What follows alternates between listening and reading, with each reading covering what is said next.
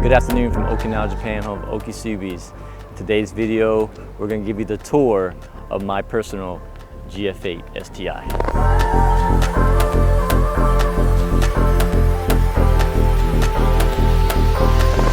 So my name is Dylan. I'm from Okisubi's. I'm one of the co-owners of Okisubi's, and I'm originally from Jacksonville, North Carolina.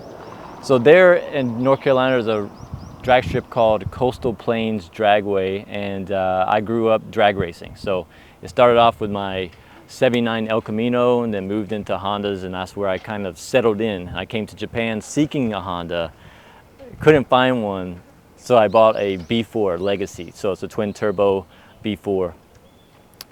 After that, I wanted to go faster. It's not that the B4 wasn't fast, it was quick enough. However, we stepped up and bought a GF8, and the GF8 has a lot more room in the back, so it's multi-purpose, and it's just a lighter chassis, really easy to build off of. So this car I've owned for like 2.5 years now, and it's come a long ways. When we first bought the car, we bought it from mainland Japan with just hopes of it being in good condition, and it wasn't.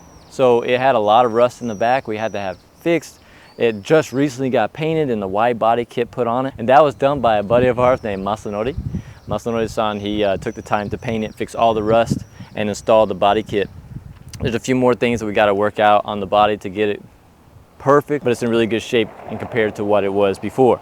So for the interior, I'm a big interior guy, so I wanted it to be, I didn't want it to be hacked up. I wanted it to be a lightweight car, so I did do a couple modifications, like remove all the door speakers from the car. I removed the radio and anything that was associated to the radios, including the antenna, and just to kind of shed as much weight as possible. I also took a bunch of stuff from a Type R. We had a Type R that came through our lot at one point.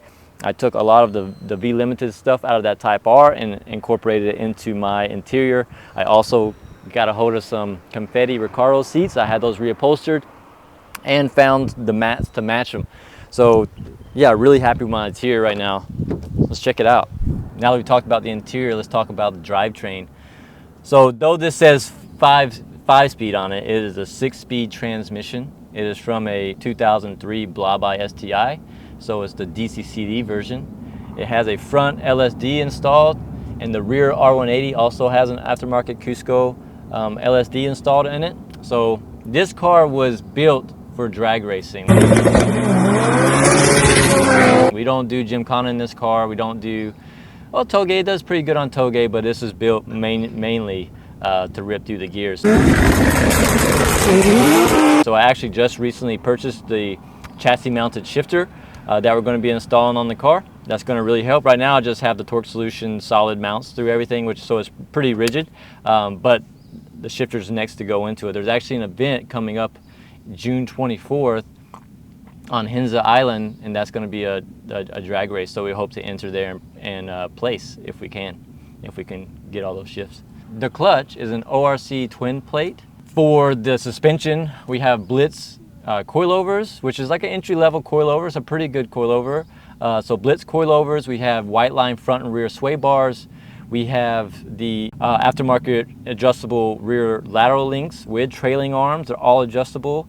We have pretty much every brace that you could put on the car, we have purchased to install to make it a rigid car. We once even tried to install a roll cage in it, but like I said, I'm pretty interior oriented, so I was going to have to do a lot of fabrication. Deleting in my back seats just wasn't an option for me. Let's check out the back, and then we'll move to the front. I'll show you the engine, what we got going on there. In regards to the back of the car, we have this huge tank that is for the AEM water meth kit. So we won't come back here. We're back here already, so I just figured I'd point it out. So we got the big tank, the large tank, so I can just be in boost forever if I wanted to and not worry about running out of juice, to go fast juice. In America, they have E85, and a lot of these countries, they have flex fuels, but here in Japan, we're stuck to the high octane gas. And so we try to compensate for not having E85 by putting in into the tune water meth injection. So we have the AEM kit. For a lot of you guys and girls all over the world, you have a lot more aggressive builds than this, but this is pretty aggressive for here in Okinawa. So like I mentioned, this is supposed to be for straight line drag racing.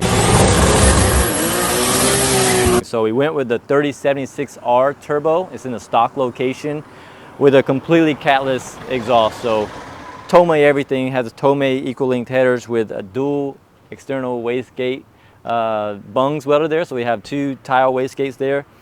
Dumping out into the fender or into the bumper here, we have a Tomei catless downpipe that goes into an HKS performance super silent exhaust, because I don't actually like loud cars. We have the Cobb 4-bar map sensor. We have the IAG fuel rails, the parallel fuel system. We have the ID10, the ID 1300cc injectors, the injector dynamics, AEM fuel pressure regulator.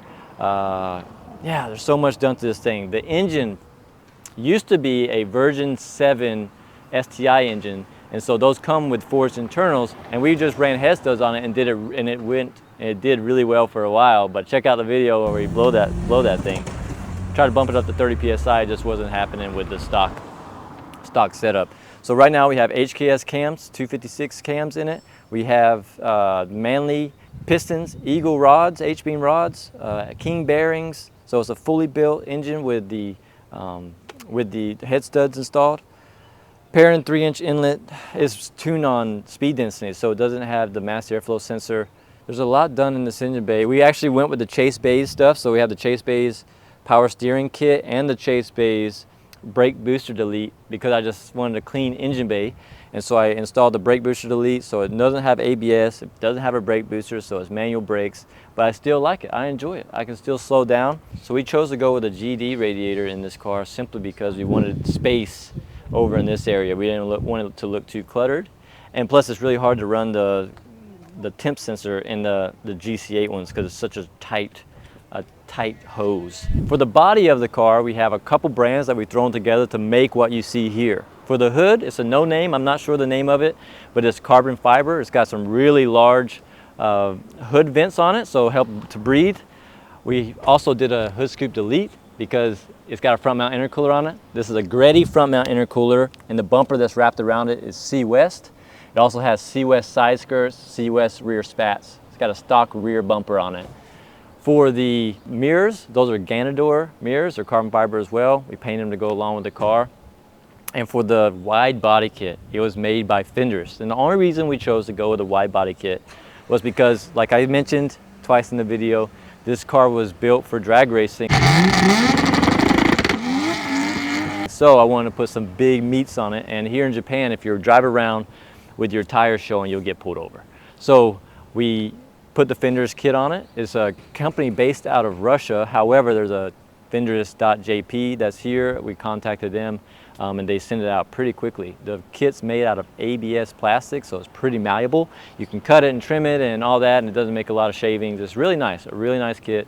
Yeah, pretty happy with it. But check it out, guys. This is my 2000 GF8 STI.